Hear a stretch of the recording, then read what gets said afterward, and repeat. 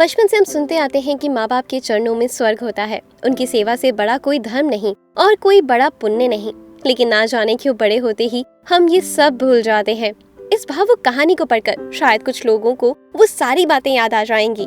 दीदी याद है ना, कल माँ का श्राद्ध है, हमने बड़ी पूजा रखी है उनकी आत्मा की शांति के लिए, इसलिए आपको सह परिवार के साथ आना ही है। रूही अपनी ननद कोमल को फोन कर कर कहती है। तभी कोमल उसकी भाभी को बोली, मैं नहीं आ सकती, आपको तो पता ही है ना, उनको छुट्टी नहीं मिलेगी।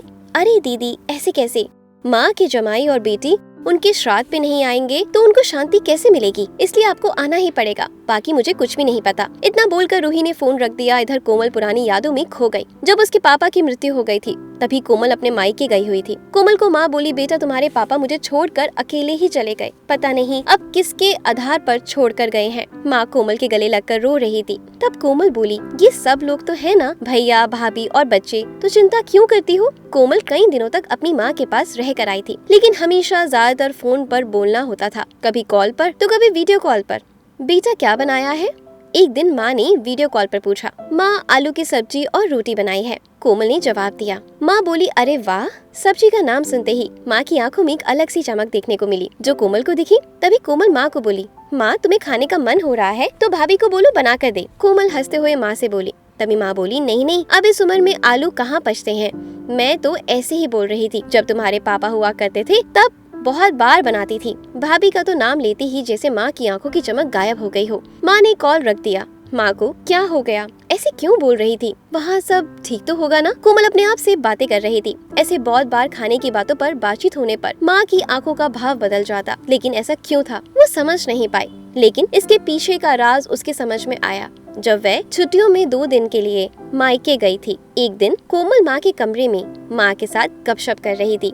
तभी दीदी खाना खाने चलो, रूही माँ के कमरे में आकर कोमल को बोली। चलो माँ तुम भी खाना खा लो। कोमल उठते उठते हुए बोली, अरे दीदी नहीं नहीं, माँ को क्यों तकलीफ देना, वे यहीं पर खाना खा लेगी, आप चलो। रूही बोली, लेकिन कुछ नहीं दीदी, आप चलो, माँ के घुटनों में दर्द है इसलिए माँ कमरे में ही खाना खाती है। रूही स्पष्ट रूप से बोलती है, तो फिर भाभी मेरा भी खाना यहीं पर ले आओ, हम दोनों साथ में खाना खाएंगे। ऐसे कोमल अपनी भाभी को कहती है। इस पर रूही कुछ नहीं बोल पाई, लेकिन कोमल को साफ तरीके से समझ में आ गया कि रूही को ये अब पसंद नहीं आया। वह चुपचाप वहाँ से निकल गई और थाली में पूरी सब्जी, रायता, अचार लेकर आई और माँ के लिए खिचड़ी। माँ ये क्या है, तुम ये सब नहीं खाने वाली हो, कोमल माँ को बोली। उतने में रूही बोली, अरे दीदी माँ को ये सब हजम नहीं होता, इसलिए मैं उनको खिचड़ी और दाल ही देती हूँ। इतना बोलकर रूही वहाँ से चली गई। माँ ने अपनी प्लेट उठाई और माँ का ध्यान कोमल की प्लेट पर ही था। ये देख कोमल सुन से पड़ गई। उसने माँ के मुंह में एक पूरी का निवाला डाला, लेकिन माँ ने मना कर दिया। तब कोमल ने अपनी माँ की आंखों में वही भाव देखा था जो वीडियो कॉल पर देखा था। पता नहीं भाभी का डर था या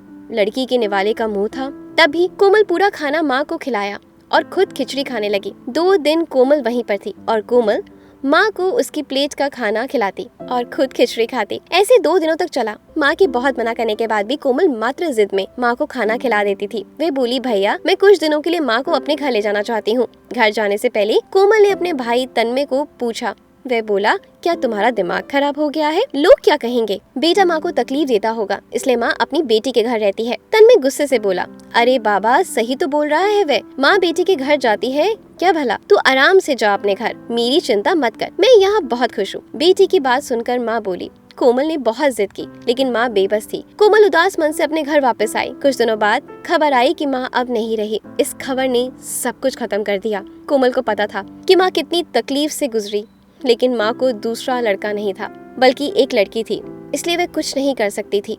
कोमल अकेली ही माँ के श्राद्ध में आई। आज माँ के श्राद्ध में 56 तरह के भोग बनाए गए। सब लोग मजे से खा रहे थे। लोगों ने रूही और तन्मय की वाहवाही करने में कोई कसर नहीं छोड़ी। दुनिया में सबसे अच्छा बेटा और सबसे अच्छी बहू कह रहे थे। कहते हैं ना वो सो कॉल्ड टैग लगना। माँ के गुजर जाने के बाद इतना विचार कर रहे हैं तो जब माँ जिंदा थी तब कितनी सेवा की होगी, सब लोग कहने लगे। कोमल दुखी होकर माँ की तस्वीर की तरफ देख रही थी। तभी दीदी चलो आप भी खाना खा लीजिए, रूही कोमल को बोली, जो माँ के रूम में माँ की तस्वीर सीने से लगाकर रो रही थी। वह बोली, नहीं भाभी मुझे नहीं खाना। लेकिन क्यों, आप नहीं खाना खाओगे तो माँ की आत्मा को शांति कैसे मिलेगी। रूही ने कोमल से कहा, भाभी जिस खाने के लिए मेरी माँ जब जिंदा थी तब तरसती रही, उसके मरने के बाद आप दे रहे हो तो वो कैसे तृप्त होगी, सोच कर देखो एक बार। आज आपने पकवानों का ढेर लगाया है, माँ जिंदा थी तब आप उनको मनपसंद के खाने के 2 निवाले भी नहीं खिलाती थी, तो माँ वैसे भी तृप्त हो चुकी होती। वही माँ का असल में श्राद्ध कहलाता। ये जो हो रहा है ना, वो सिर्फ दिखावा है। इसकी वजह से माँ कैसे तृप्त हो पाएगी? और जो घर से मेरी माँ अतृप्त होकर गई है, वो घर से कैसे खाना खा सकती हूँ? कोमल चिढ़कर रूही से बोली। तभी वहाँ पर तन्मय भी आ गया। भगवान की लाठी में आवाज नहीं होती भैया। भाभी जो भी किसी पर पड़ती है ना, तब जख्म बहुत गहराई तक और ना भरने वाला होता है। आप भी तो 2 बच्चों के माता पिता हो, लेकिन भगवान से दुआ जरूर करूंगी कि आप जब तक जिंदा हो तब तक आपको अतृप्त ना रखे। माँ ने तो अपना वनवास भोगकर कहीं नया जन्म लिया होगा, लेकिन आपकी जिंदगी बहुत बड़ी है। कोमल ये सब बोलकर माँ की तस्वीर लेकर चली गई। पीछे रूही और तन्मय की गर्दन शर्म से झुक गई। दोस्तों, माँ बाप जिंदा हैं तब तक उनकी सेवा करना, उनकी हर इच्छा पूरी करना, वही उनका असली श्राद्ध होता है। उनकी मृत्यु के बाद कितने भी 56 भोग बनाए जाएं, सब बेकार है। तो बस आपसे रिक्वेस्ट है, अगर मेरी इस वीडियो ने आपके दिल को जरा सा भी भावुक किया हो ना, तो वीडियो को जमकर शेयर करना, क्योंकि मैं चाहती हूँ जो आज के बच्चे हैं वो मेरी इस वीडियो को ज्यादा से ज्यादा सुने और अच्छे कर्म करें, रहते हुए रिश्तों की कदर करें, उनके जाने के बाद दिखावा नहीं। Good luck.